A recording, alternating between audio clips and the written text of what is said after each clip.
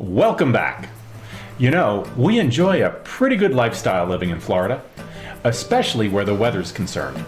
It stays pretty consistent over the year. And the same might be said about how the real estate market has behaved this year. So stay tuned, and we'll go over the second quarter statistics and take a look at which direction the real estate winds may be blowing for the rest of 2023. Hi, I'm Bob Burbick, your local real estate agent, and on this channel, I'll show you everything you need to know about moving to and living in Vero Beach. So let's review the second quarter statistics and see how we did. Our first chart is months of inventory. Housing inventory decreased from 7 months last quarter to 4.3 months this quarter. Although, as this chart shows, months of inventory is still higher than the same period last year, it is trending in a positive direction due to the limited number of listings coming to market. And that leads us to the next chart. This chart shows new listings.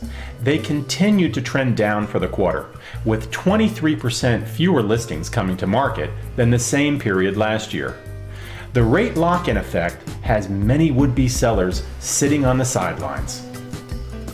This next chart shows total active listings in the second quarter compared to the same period last year. Active listings increased by 38%. However, they continue to trend lower throughout the quarter as a result of increased buyer activity. This chart shows sold listings. Sold listings improved, bouncing back from last quarter's 25% decline. Sold listings decreased by just 6% compared to the same period last year. This chart shows the list to sale price ratio for the second quarter.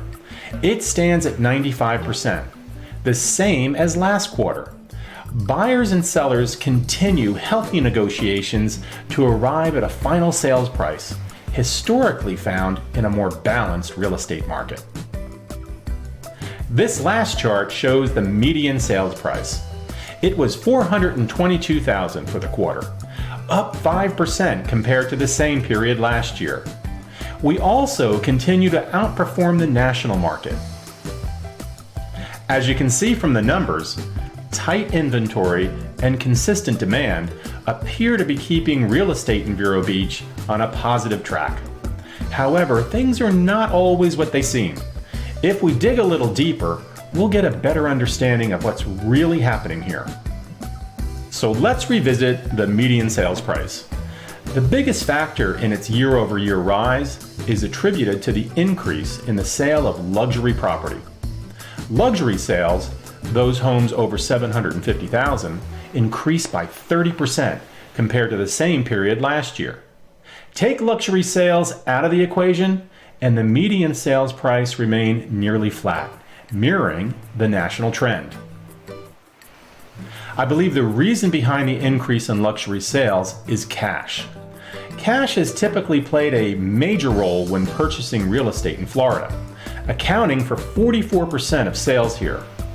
Cash dominates the luxury market, and cash buyers are still able to play. Other segments of the market rely heavily on financing. Due to rising home prices, interest rates, and inflation, home buyers are stretched to the limit, making it more difficult to qualify for a loan. Further supporting this is the level of PMI, or private mortgage insurance, being utilized to purchase a home.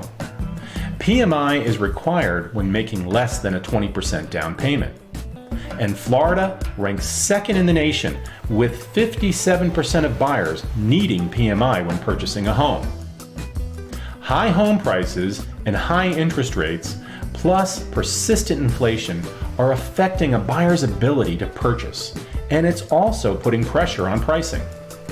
But what does the future hold? Obviously, we don't know for sure, but we can make some pretty good predictions based on the data. This week, the CPI and inflation numbers came out. Inflation eased to 3% in June, the slowest pace of increase in over 2 years. But pundits predict inflation is still high enough to keep the Fed on course to continue raising rates until inflation is under control. If the Fed gets it right and they're able to cool the economy, we could see stabilization and maybe even a pullback in mortgage interest rates by the end of the year. However, that does not address the lack of new inventory coming to market. Current homeowners remain reluctant to swap their existing low-rate mortgages for higher-rate loans. This is leading to fewer homes coming to market. Looking farther out, we may see more inventory come to market later this year. Florida has two unique characteristics that could help ease our inventory issues much quicker than in other states. First, a very high number of debt-free homeowners, not subject to the interest rate lock-in effect. And second, our older demographic. As they say, life happens.